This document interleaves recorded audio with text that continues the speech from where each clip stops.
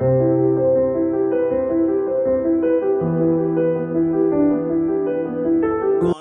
the kinetic versus mechanical alignment.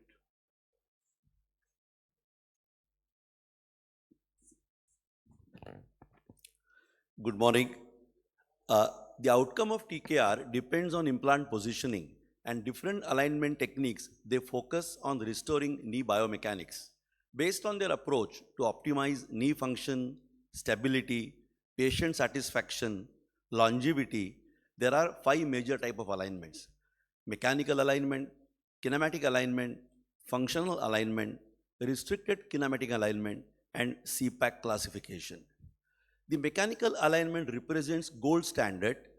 It aims to achieve neutral hip, knee and ankle axis.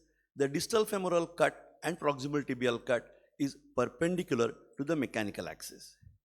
Kinematic alignment focuses on aligning the components with patient's native joint line and does aim to restore pre-arthritic knee anatomy. It reproduces original varus valgus and joint line obliquity. Restrictive kinematic alignment is similar to kinematic alignment, but it avoids extreme varus or valgus alignment, which may increase implant failure. It combines the benefits of kinematic alignment while limiting the parameters of implant positioning. The functional alignment focuses on using alignment for soft tissue balancing.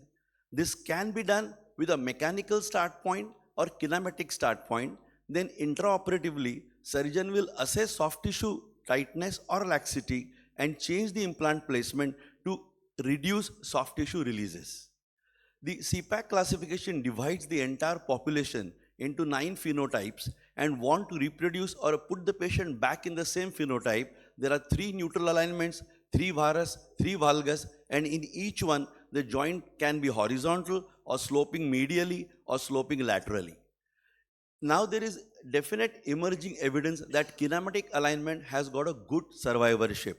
The survivorship at 10 years is probably 97%, and that for 60 years is about 93%, which is quite similar to the mechanical alignment and even the registry data. Majority of the papers support the patient satisfaction is better in kinematic alignment. The patients who've had one side kinematic and other side mechanical were happier with the kinematic knee. Only there are a couple of papers which suggest that there isn't much satisfaction difference between the two. But generally the literature is supporting kinematic alignment for forgotten joint score. Traditionally, surgeons willing to explore different alignment types were limited by availability of instruments. However, this became feasible with the use of navigation and further precise with the use of robotics. Unlike conventional TKRs, CT-based robots enable alignment in all 3 planes, that is coronal, sagittal, as well as axial. The robotic helps to explore different type of alignments, keeping in view the anatomy of the patient, presence or absence of any deformity and defect. It also gives scope to assess the laxity and position the implant to patient's individual anatomy. It also contributes to lesser soft tissue release, leading to lesser pain and faster recovery. In a mechanical start point in robotic, you have a distal femoral cut which is in 0° varus valgus, the proximal tibial cut which is in 0° varus valgus, and the rotation of the femur with the epicondylar axis. In a kinematic alignment, you resect equal on both sides, that is medial, lateral and distal femur, as well as the proximal tibia, which means the femur is put into, in this particular patient, about 1.5° valgus and the tibia is in 4.5° varus, which meant that the overall alignment of the leg was about 2.5 degrees. This was the kinematic start point. In a mechanical start point functional alignment, you can initially put the femur in neutral varus valgus as well as tibia in neutral varus valgus and femur in a neutral rotation with the epicondylar axis. But looking at the soft tissues, you can perhaps put the tibia in 2° varus, maybe put the femur in 1° varus and maybe rotate the femur extra to achieve more opening on the medial side in flexion. Let us see a couple of patients. In someone who has about 15 to 18° varus, it's quite possible to correct that and achieve a satisfactory outcome without doing much of soft tissue release. In this particular patient with 18-degree varus, there is an obvious tightness on the medial side and laxity on the lateral side. We have a mechanical start point. Then if we put the tibia in about 2-degree varus and rotate the femur externally and also do the reduction osteotomy as we've got here, then we are able to get a good correction. At trial now, we've got about 3.5-degree varus. Someone with 24-degree varus also, it is possible to bring him back to a reasonable satisfactory alignment. As you can see here, there is a severe tightness on the medial side and laxity on the lateral side. On putting the tibia in 2-degree varus, femur in 1-degree varus, and rotating femur in 2-degree external, we were able to bring a 24-degree varus to about 6.5-degree varus. If you are a mechanical alignment person, you will have to do a soft tissue release now, but if you are a kinematically inclined person, you can accept this and go ahead. But alignment is not the only thing.